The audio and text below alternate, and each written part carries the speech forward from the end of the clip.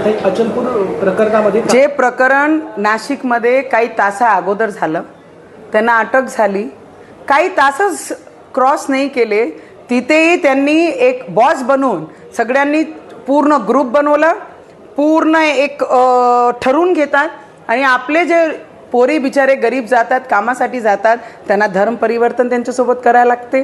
ते त्यांच्यासोबत त्यांना जबरन बीफचं मटण खाऊ घालतात, त्यांना जबरन कमला पडायला लावतात, त्यांना जबरन बुरका घालायला लावतात. काही तासही नाही झाले त्यांना अरेस्ट केल्यानंतर आज आमच्या अमरावतीमध्ये परत ती घटना अचलपूर परतवाडामध्ये होते, जिथे 150 पेक्षा जास्त व्हिज्युअल एक मुलांनी आमची मुलींसोबत अत्याचार करून त्याचे व्हिज्युअल काढले आणि online video, social media, YouTube सगळेच सोशल मीडिया प्लॅटफॉर्मवर त्यांनी व्हायरल केले. मला एक प्रश्न विचारायचा आहे, जेवढेही सेक्युलरिझमवादी पॉलिटिशियन लोक आहे ना, त्यांना माझा प्रश्न आहे, सेक्युलरिझम म्हणजे काय आहे? सेक्युलरिझम म्हणजे काय? महिलांना उंच न्यायाचं, जे बाबासाहेबांनी शिकवलं की महिलांसोबत अत्याचार करायचा, आणि ते महिला कोणाच्या? बुरकेवाले नाही, आमची पोरी. बुरकेवाल्यांचा एकही व्हिडिओ त्या 150 व्हिडिओमध्ये नाही आहे, एकही महिला त्यांची नाही आहे. महिला कोणाची आहे? आमच्या. लव जिहाद हे करतात, हे त्यांना जबरन कमला वाचायला लावतात, हेच त्यांना नमाज करायला लावतात, हेच त्यांना बुरका घालायला लावते. आमचे मुली आहे त्यांना, त्यांचे मुली एकही त्याच्यामध्ये दिसणार नाही.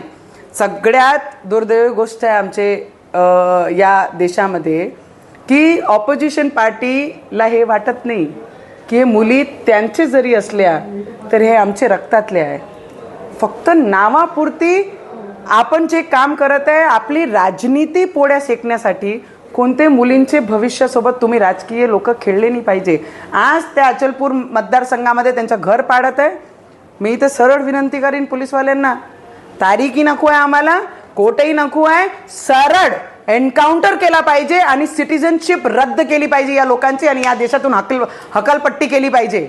जोपर्यंत असा निर्णय होत नाही तिथपर्यंत यांची हिंमत तुटणार नाही. टेररिस्ट पाहत यांचेच नावं, आमच्या मुलींसोबत लव जिहाद करणं म्हणजे यांचेच नावं, आमच्या मुलींचे व्हिडिओ बनवून सोशल मीडियावर टाकणं म्हणजे यांचेच नावं, सगळे प्रकरण हेच करतात. आज या ऑपोजिशनला विचारा की महिला रिझर्वेशन बिल जे पूर्ण पार्लमेंटमध्ये येत आहे त्याच्यासाठी ऑपोजिशनला आम्हाला विनंती करावी लागून राहिली आहे की महिलांना पुढे आणण्यासाठी बाबासाहेबांनी जे शिकवलं त्याला सपोर्ट करा, महिलांना पुढे आणा, त्यांची हिंमत सोबत उभे राहा. तर ऑपोजिशन सोबत आणि जेही लोक आता आयजीकडे गेले आहे त्यांनाही माझं एवढंच म्हणणं आहे की तुम्ही जे राजकारण करत आहे ना, की यांचा पाळला तर त्यांचा पाडा, पहिले तुम्ही हे पहा की कोणते मुलीसोबत अत्याचार झाले, सगळ्यांचे पाडा.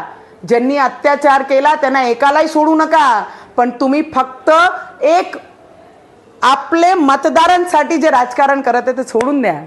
या देशातच जा लागते, या देशातच जन्माला आलो आहे, ते काही आपले नाही आहे, पाकिस्तानवाले आहे, पाकिस्तानला पाठवा लागते त्यांना.